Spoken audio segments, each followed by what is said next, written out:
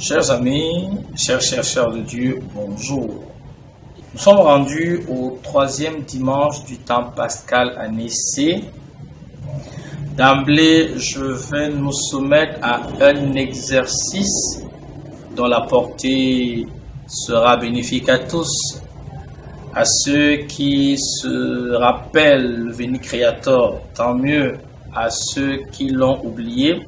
L'occasion nous est donnée durant le temps pascal pour réapprendre, pour prier avec, n'est-ce pas, cette prière de l'Église.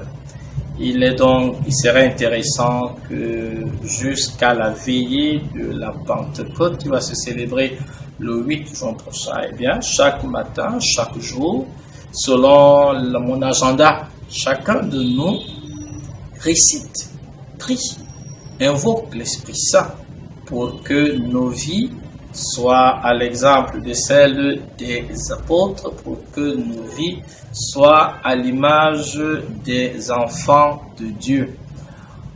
Aurait-on ou peut-on réussir la vie que Jésus nous propose sans son secours? Non est la réponse. Et aujourd'hui encore, avec Saint Luc, notamment dans la première lecture, nous sommes témoins des conséquences de la résurrection de Jésus dans la vie de ses disciples. Jésus est ressuscité, cela peut rester un slogan.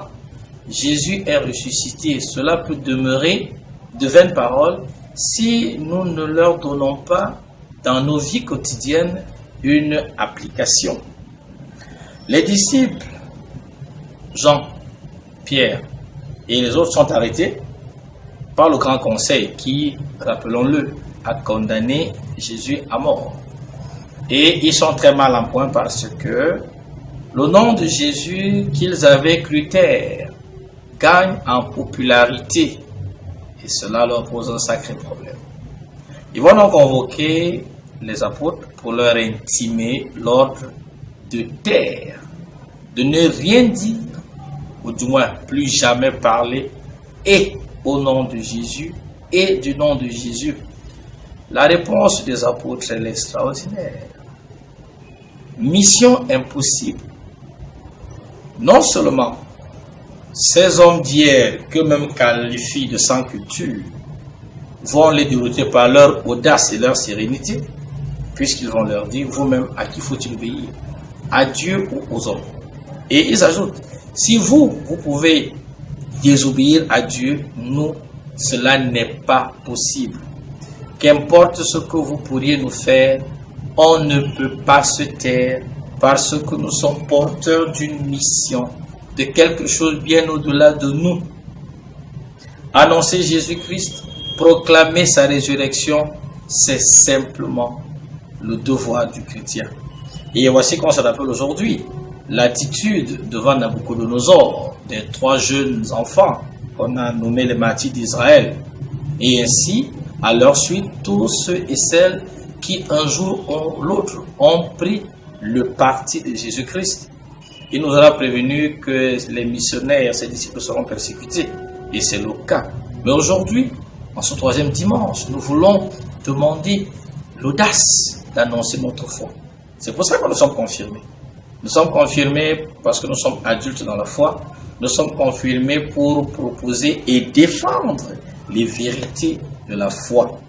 À nous confirmer d'hier, à nous confirmer de demain. Sommes-nous conscients de cela? J'ai envie de poser à tous et à chacun la question. Qu'as-tu fait de ton sacrement de la confirmation? Qu'avons-nous fait du sacrement de la confirmation? Est-ce que dans nos vies, nous voyons, nous produisons les fruits de la confirmation?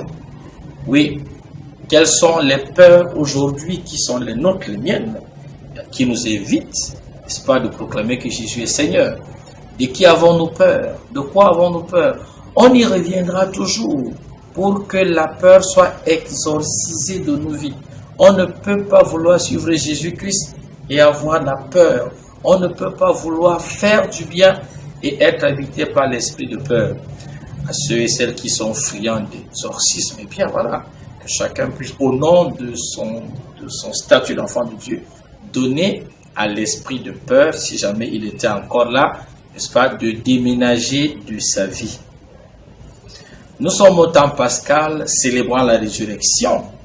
Oui, nous devons passer et accepter de mourir à ceux qui ont des dynamiques de gouvernance. Saint Jean va nous dire justement que Jésus est Seigneur, il est roi, il est le Messie. Et avec les mots qui sont les siens, employant de très belles images, il proclame la Seigneurie, il proclame la divinité de Jésus-Christ. Et dans notre profession de foi, le credo, que ce soit la version Nicée-Constantinople ou le symbole des apôtres, nous affirmons que Jésus-Christ est Dieu.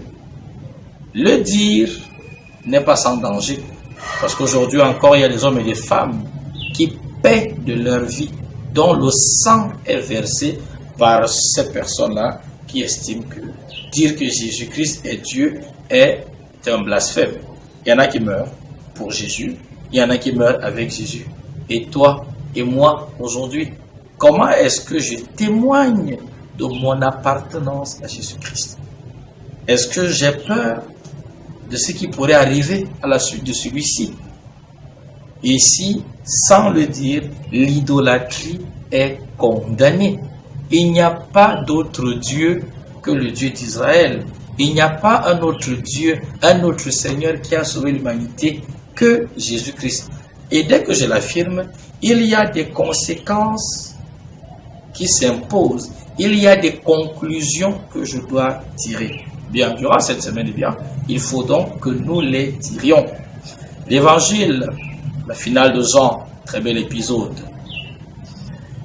Ils reprennent leur emploi, c'est les pécheurs, une nuit malheureuse, infructueuse, et au petit matin, la rencontre avec Jésus, qui demande à ce que la troupe reparte au large.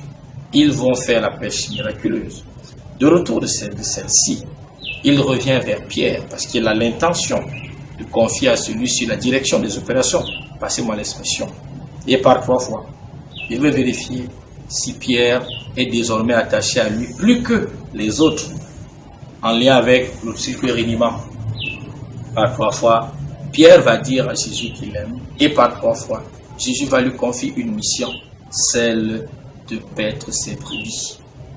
Nous aussi, nous avons reçu de Jésus cette mission, et aussi ce dimanche, et pour le reste de mes jours. Quelle est la brebis de Jésus que je dois paître? Cette brebis, c'est mon père, cette brebis, c'est ma mère, cette brebis, c'est mon enfant ou mes enfants, cette brebis, c'est mon conjoint, cette brebis, c'est cet homme que je croise sur les chemins de l'humanité. Cette brebis, c'est toute personne que Jésus voudra bien placer auprès de moi, à mes côtés, pour que j'en prenne soin. Comment est-ce que je prends d'abord soin de moi-même? Car Jésus a dit, il faut aimer les autres comme soi-même. Oui, ce dimanche, on dirait à Dieu merci de voir combien il vient encore redonner à Pierre une nouvelle chance. Oui, la résurrection de Jésus dans la vie de Pierre se manifeste à travers la confiance qu'il renouvelle à Pierre. Oui, qu'est-ce que je peux demander à Jésus aujourd'hui? Moi qui ai du mal à pardonner, moi qui ai du mal à demander pardon. Ces questions, je nous les laisse pour la semaine, afin que l'Esprit Saint, rappelons-nous, qu'on doit invoquer chaque jour, vienne nous aider à grandir dans notre relation à Jésus. Hier, il y a eu une pêche miraculeuse. Aujourd'hui, il y a une pêche miraculeuse. Demain, il y aura des pêches miraculeuses dans ta vie, à condition d'ouvrir nos oreilles et nos cœurs et d'être obéissants à Jésus. C'est la condition pour que le miracle ait lieu. C'est la condition pour que nos vies soient transformées, soient transfigurées. C'est la condition pour que l'Eucharistie donne sens et couleur à nos vies. Bon dimanche, bonne semaine et à la semaine prochaine avec la grâce de Dieu.